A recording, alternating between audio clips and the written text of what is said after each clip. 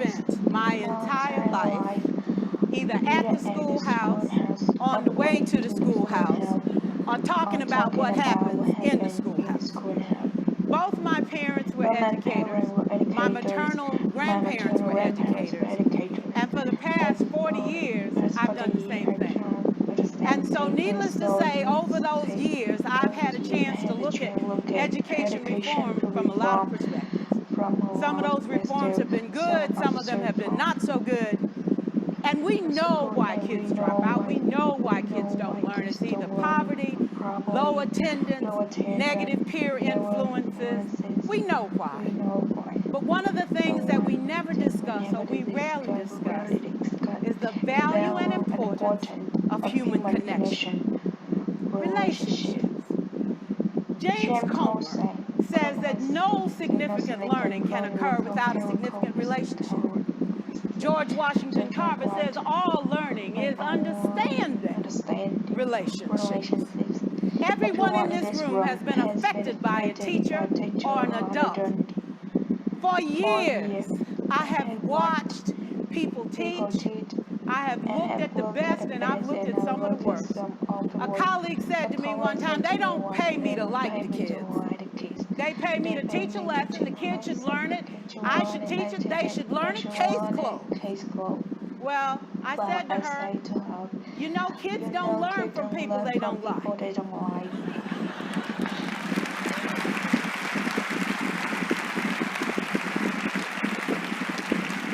She said, that's just a bunch of hooey. And I said to her, well, your year is going to be long and arduous, dear. Needless to say, it was. Some people think that you can either have it in you to build a relationship or you don't. I think Stephen Covey had the right idea. He said you ought to just throw in a few simple things, like seeking first to understand as opposed to being understood. Simple things like apologize. You ever thought about that? Tell a kid you're sorry, they're in shock. I taught a lesson once on ratios. I'm not real good with math, but I was working on it. And I got back and looked at that teacher edition. I taught the whole lesson wrong. So I came back to class the next day and I said, look, guys, I need to apologize. I taught the whole lesson wrong. I'm so sorry. They said, that's okay, Miss Pearson. You were so excited. We just let you go.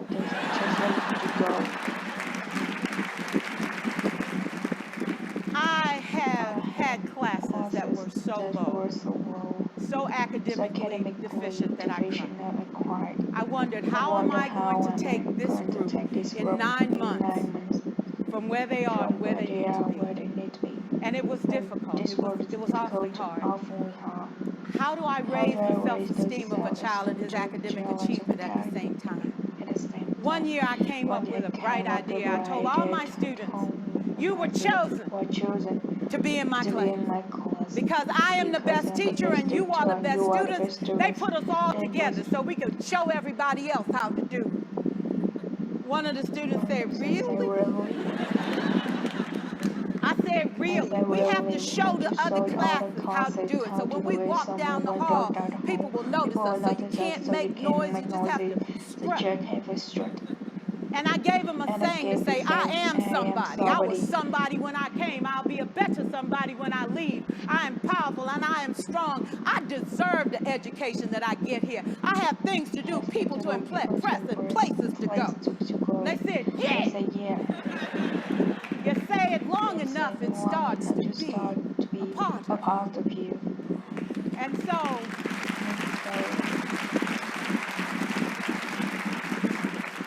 I gave a quiz, 20 questions. Student missed 18. I put a +2 on this paper and a big smiley face. He said, Miss Pearson, is this an F? I said, yes. He said, then why'd you put a smiley face? I said, because you on the road. You got 2 right, you didn't miss them all. I said, and when we review this, won't you do better? He said, yes, ma'am, I can do better. You see, -18 sucks all the life out of you. +2 said, I ain't all bad.